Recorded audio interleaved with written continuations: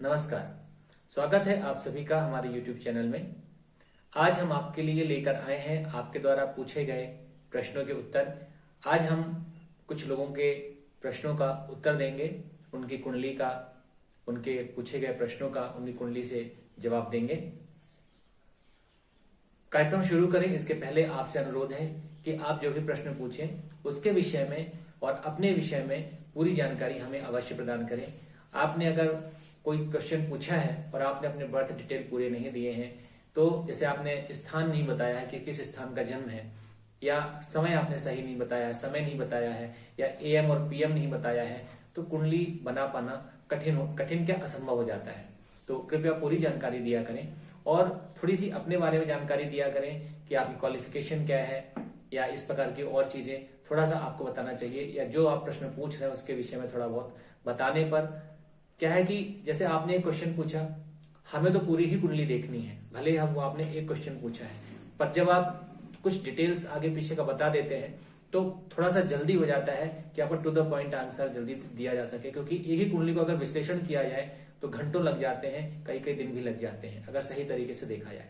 तो इतना समय हमारे पास नहीं होता है कि किसी एक कुंडली को लेकर कई दिनों तक उसको हम देखते रहें या काफी घंटों तक देखते रहें। तो अगर आपको प्रश्नों का उत्तर चाहिए तो आप डिटेल जरूर बताया करें और सही समय, स्थान आदि का पूरा विवरण दिया करें।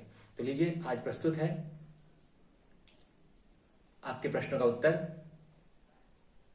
अनुष्का जी हैं, ये हमारी बहुत पुरानी दर्शक हैं जो हमारे हर वीडियो को देखती हैं, उनके कमेंट्स बराबर आते हैं और उन्होंने हमसे प्रश्न पूछा है। पहले उनका डिटेल बता देते हैं। 16 नवंबर 2004 9 बजे सुबह का जन्म का समय है, रुड़की उत्तराखंड। इनका कहना है, इनका पूछना है कि वैवाहिक जीवन और नौकरी के बारे में बताएं। बहुत ही छोटा सा क्वेश्चन उन्होंने पूछा है, वैवाहिक जीवन और नौकरी। वैवाहिक जीवन और नौकरी के बारे में बताने में काफी समय विश्लेषण की जरूरत होती है, फिर भी चलिए हम बहुत जल्दी से इनके प्रश्न का उत्तर देना चाहते हैं। देखिए, आपकी जो कुंडली है वो वृश्चिक लग्न की कुंडली है और लग्न में सूर्य और बुध बैठे हैं। सेकंड हाउस में चंद्रमा है, थर्ड, फोर्थ, फिफ्थ हाउस खाली है और छठवें घर में राहु महाराज बैठे हैं। 7वां 8वां खाली है, 9वें ग्रह में शनि है, 10वां घर खाली है, 11वें स्थान में गुरु और शुक्र की युति है और 12वें स्थान में मंगल और केतु तुला राशि में विराजमान है।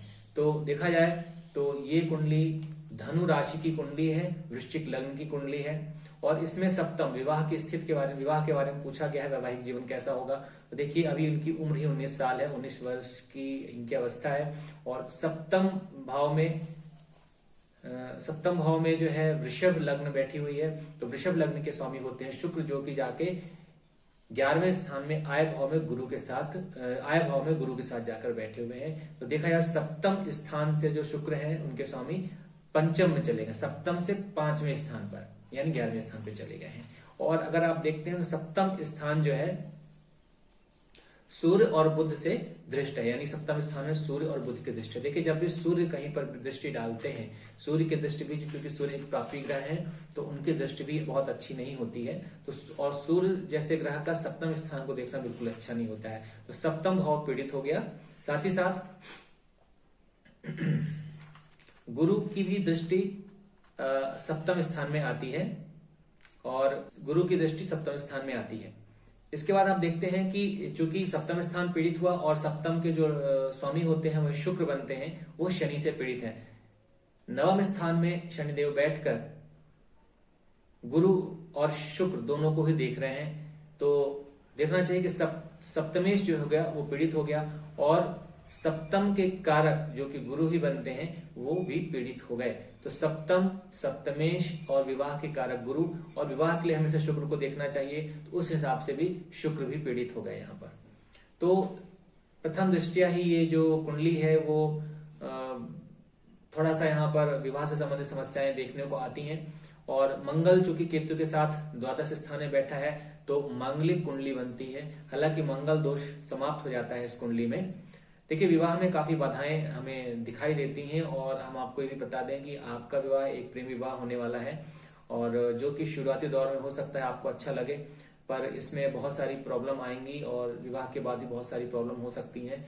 और निश्चित तौर पर हम ये कह सकते हैं बहुत ही कॉन्फिडेंस के साथ कि आपका अपने माता पिता से बहुत अच्छे संबंध नहीं है और आपकी अभिलाषाएं बहुत सारी हैं, आपकी चाहतें बहुत सारी हैं, आपकी महत्वाकांक्षा बहुत ज्यादा है, पर आप उनको पूरा कर पाएंगे या नहीं। क्योंकि देखिए षष्ठेश जो होते हैं वो सूर्य होते हैं, और सूर्य जाके लग्न में बैठे हैं मंगल की राशि में बुध के साथ, और षष्ठम स्थान में राहु बैठा है। तो ये थोड़ा सा संघर्ष और कष्टों को दर्शाता है। आपकी महत्वाकांक्षाएं बहुत बड़ी चढ़ी होंगी, और उन्हें पूरा करने के लिए आप हर संभव प्रयास करेंगे, कोशिश करेंगे, पर उनमें सफलताएं कहाँ तक मिलती है देखने का विषय होगा। जहां तक वैवाहिक जीवन की बात है, प्रेम विवाह की पूरी संभावना है, जो आगे चलकर आपको परेशानी भी दे सकता है। और दूसरी चीज ये भी है कि आपकी कुंडली में बहुविवाह योग की संभावनाएं बनती हैं। क्या करना चाहिए? मेरे हिसाब से अगर देखा जाए तो शुक्र जो है वो अशुभ हो गया है आपकी कुंडली में, क्योंकि पराशरी नियमों के अनुसार वो केंद्र और द्वादश स्थान का स्वामी होने के कारण वो अशुभ हो गया है। तो और वह हमेशा जो है सप्तम का ही फल करने वाला है। तो सावधानी रखें, पत्रिका मिलाकर ही विवाह करें, और जल्दबाजी बिल्कुल ना करें, जल्दबाजी में कोई कदम ना उठाएं। हमारे हिसाब से आपको मंगल चंडिका स्तोत्र का पाठ करना चाहिए, और गुरुवार का अगर हो सके तो 12 या 14 गुरुवार का व्रत, विवाह की कामना अगर आप चाहते हैं, विवाह चाहते हैं, तो विवाह की कामना से या अच्छे विवाह के लिए आप 12 या 14 गुरुवार का व्रत संकल्प पूर्वक रखें। और रही बात कैरियर की, तो आपका जो कैरियर है वो चंद्रमा या शनि के अनुसार होने वाला है। तो चंद्रमा चूंकि षड्वाल में बहुत कमजोर है, और शनि आपके सबसे बलवान ग्रह हैं, तो मेरे हिसाब से शनि के अनुसार आपका कोई कैरियर हो सकता है। आप अपनी योग्यता के हिसाब से आप समझ लीजिए उसको कि क्या करना चाहिए। और महादशाएं तो वैसे ही अपने हिसाब से आपको अपनी ओर खींची लेंगी, पर कुंडली के हिसाब से जो एनालिसिस है हमारा, वो शनि के अनुसार या चंद्रमा के अनुसार अपना किसी कैरियर चूज कर सकती है। पर शनि के अनुसार अगर आपका कैरियर होगा तो आपको ज्यादा लाभदायक होगा।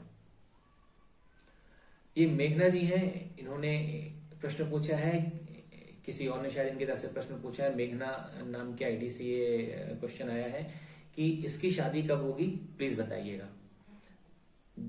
5 अक्टूबर 1993 का इनका जन्म है, और समय है 7 बजे सुबह, पुणे महाराष्ट्र का। इन्होंने ये नहीं मेंशन किया है कि ये स्त्री की कुंडली है या पुरुष की कुंडली है, किसका डिटेल उन्होंने भेजा है, क्योंकि आप सभी जानते हैं कि अगर जहां विवाह की बात होती है वहां यह जानना जरूरी हो जाता है यह कुंडली स्त्री की है पुरुष की। क्यों? क्योंकि विवाह के कारक बदल जाते हैं। हालांकि विवाह के लिए शुक्र ही बहुत ज्यादा महत्वपूर्ण होते हैं, पर कारक के रूप में गुरु या शुक्र को भी देखा जाना आवश्यक है। तो हम ये मान के चलते हैं कि ये किसी स्त्री की कुंडली है। तो शादी कब होगी कहना तो कठिन है। इनकी जो कुंडली है वो कन्या राशि, कन्या लग्न की कुंडली है, जहां पर लग्न में गुरु और सूर्य बैठे हैं। द्वितीय स्थान में मंगल और बुध बैठे हैं, तृतीय स्थान में राहु है, और पंचम स्थान में शनि देव अपनी ही मकर राशि में बैठे हैं। नवम स्थान में चंद्रमा केतु के साथ बैठा हुआ है, और शुक्र जो है सिंह राशि में द्वादश स्थान में बैठे हैं। तो ये है ग्रहों की स्थितियां। और देखिए आप सप्तम स्थान में जो है वो राशि है मीन राशि है, जो कि जिसके सप्तम स्थान के स्वामी हुए गुरु, और गुरु जो है आपकी कुंडली में वो लग्न में ही बैठे हैं। तो और लग्न से वो दृष्टि डाल रहे हैं सप्तम स्थान, यानी अपने ही स्थान को वो देख रहे हैं। तो इस हिसाब से देखा जाए तो सप्तम स्थान जो है वो बलवान बनता है, क्योंकि गुरु की दृष्टि अपने ही भाव पर पड़ रही है। पर आप देखिए कि राहु जो है सप्तम स्थान को पीड़ित कर रहे हैं, और सूर्य भी दृष्टि डालकर सप्तम स्थान में सप्तम को पीड़ित कर रहे हैं। साथ ही साथ जो गुरु हैं वो केतु से ही पीड़ित हैं, क्योंकि केतु की पंचम दृष्टि गुरु पर पड़ रही है। ठीक है, तो सप्तम स्थान और सप्तमेश पीड़ित हुए। और जैसा कि हमने कहा कि अगर ये स्त्री की कुंडली है तो गुरु चूंकि पीड़ित हो रहे हैं, तो गुरु ही कन्या की कुंडली में विवाह के कारक होते हैं, तो वो भी पीड़ित हो गए। सिंपल सी अगर बात करें कि सप्तम सप्तमेश और कारक ग्रह पीड़ित हो गए हैं। और जो सप्तम स्थान है वह भी पाप कर्तरी योग में आ गया है, क्योंकि षष्ठम स्थान में शनि बैठे हैं और अष्टम स्थान में मंगल की दृष्टि पड़ रही है। तो ये बहुत अच्छी कुंडली, इसको भी हम नहीं कहते हैं गुरु का सूर्य के साथ बैठना। हालांकि विवाह इनका अवश्य होगा, पर समस्या हो सकती है, क्योंकि जो शुक्र है वो बंजर राशि शनि सिंह राशि में जाकर द्वादश स्थान में बैठे हैं। तो शुक्र का भी द्वादश स्थान में बैठना कोई बहुत अच्छी बात नहीं है, उस पर केतु का प्रभाव होना और शुक्र की दृष्टि होना, तो ये कुछ ऐसी चीजें हैं जो हमें बहुत अच्छी नहीं लग रही हैं। विवाह में जरूर कुछ ना कुछ परेशानी होगी। वैसे शुक्र का बंजर राशि में बैठना और अपने से द्वादश चले जाना, कुंडली में द्वादश भाव में चले जाना विवाहहीनता को भी दर्शाता है। तो हम ये तो नहीं कहेंगे विवाह नहीं होगा, पर परेशानी अवश्य होगी।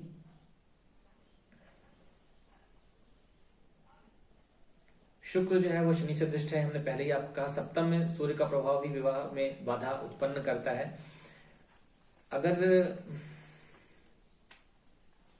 अगर उपाय की बात करते हैं, देखिए तो उपाय के लिए हम आपको सिर्फ इतना ही कहेंगे कि आप जो है दुर्गा जी के मंत्र का, जो कि दुर्गा जी का मंत्र है और विवाह के लिए विशेषतः प्रयोग किया जाता है, उसका आप जप करें, संकल्प पूर्वक जप करें। और मंत्र है कात्यायनी महामाये महायोगिनी धीश्वरी नंद गोप सुतम देवी पतिम में कुरते नमः।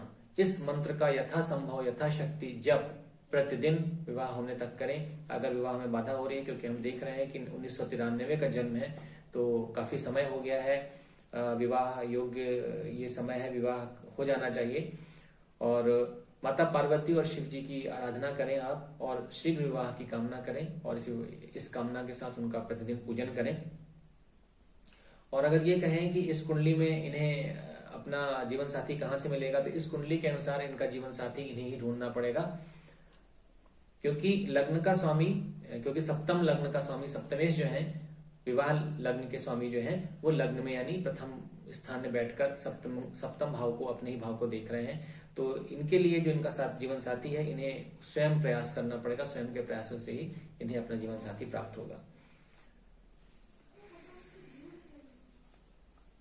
और देखा जाए समय की बात करें, तो अब ये जो दशाएं चल रही हैं, इन्हीं दशाओं में ही इनका विवाह अगर होगा, तो इन्हीं दशाओं में ही इनका विवाह होना चाहिए। बस कुंडली में जो कि बाधक स्थितियां हैं, तो उनको दूर करें और इसके लिए उपाय करें। तीसरा प्रश्न है विजय कुमार जी का। इन्होंने लिखा, बहुत दुखी हूं प्रभु, कुछ जीवन के बारे में बताएं। देखिए, कोई प्रश्न स्पष्ट नहीं है ऐसे में, तो ये प्रश्न तो ऐसा कि हम सारी कुंडली देखते रहें। दुनिया ही जीवन, इस दुनिया में कोई भी ऐसा व्यक्ति नहीं है जो दुखी ना हो। जीवन में दुख होना और हर व्यक्ति का दुखी होना बहुत ही स्वाभाविक है। कोई भी ऐसा व्यक्ति नहीं है जो दुखी ना हो। तो कृपया इस प्रकार का क्वेश्चन के दुखी हैं हम कुछ बताएं, बड़ा कठिन हो जाता है, क्योंकि पूरी कुंडली को खंगालना पड़ता है। कोई स्पेसिफिक चीज आप पूछना चाहते हैं, कुछ आपको कष्ट है, कोई क्वेश्चन है, एक दो क्वेश्चन अगर आपके हैं तो आप पूछे जिनका तुरंत उत्तर दिया जा सके। बाकी तो पूरी कुंडली को खंगालते रहेंगे, पूरा टाइम इसी में चला जाना है। तो हम आपसे प्रार्थना करते हैं कि ऐसे प्रश्न ना पूछा करें, कुछ पर्टिकुलर ही ऐसे क्वेश्चन पूछे, पर्टिकुलर जिसका आंसर दिया जा सके।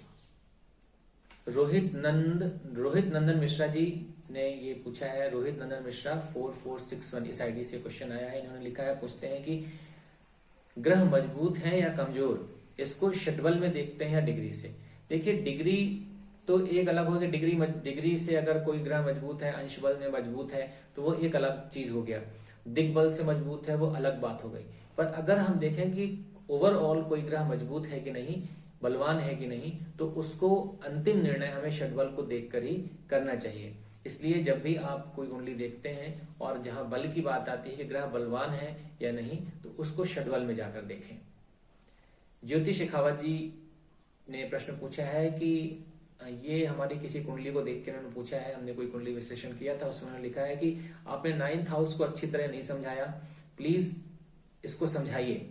जैसे कि 9th में राहु पर शनि की दृष्टि से शापित योग बनता है, शापित योग बनता है कि नहीं। देखिए, आपने देखा होगा, आप जिस प्रकार से आपने ज्योतिष को पढ़ा है, सीख रही हैं आप, या यूट्यूब से सीख रही हैं, या जहां से भी सीख रही हो, तो आपने शापित योग, कालसर्प योग, गजकेसरी योग, आपने शायद योग ज्यादा पढ़ लिए हैं। हम ज्यादा योगों पे भरोसा नहीं करते हैं, ज्यादा योग के बारे में बात नहीं करते हैं, क्योंकि ये सब कहीं ना कहीं आपको भ्रमित करने के लिए योग है। अगर आप कुंडली की बेसिक चीज को समझ लें कि कौन सा ग्रह पीड़ित है, कौन कहाँ कष्ट में है, किसकी कैसी युति है, कौन कहाँ से दृष्ट है, कहाँ का स्वामी है और कहाँ जाकर बैठा है, अगर इसको आप समझ लें और अगर आपको योग का नाम नहीं भी मालूम है, तो सच मानिए कि वो कुंडली तो बहुत अच्छा आप प्रेडिक्शन कर सकेंगे, बहुत अच्छा आप उसको फलित कर सकेंगे।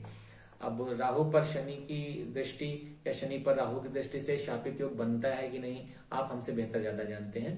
तो इसके बताने की जरूरत नहीं है। और हम यही कहेंगे कि बहुत ज्यादा योगों पर ध्यान देने की बजाय आप कुंडली को समझने की कोशिश करें, तो बहुत अच्छा प्रेडिक्शन हो सकता है। आज के लिए इतना ही। हम अपने नेक्स्ट वीडियो में और भी प्रश्न शामिल करने की कोशिश करेंगे और आपसे आशा रखते हैं कि आपका यही प्यार हमको हमेशा मिलता रहेगा और आप अपने सुझाव हमें देते रहेंगे। आप अपने प्रश्न भी हमसे पूछें, पर स्पष्ट शब्दों में पूछें और कम से कम प्रश्न पूछें और ऐसे प्रश्न पूछें जो सभी के लिए काम आ सके, तो हमें खुशी होगी। आप अपने कुंडली से संबंधित, अपनी समस्याओं से संबंधित प्रश्न भी पूछ सकते हैं। आपका स्वागत है। नमस्कार, धन्यवाद।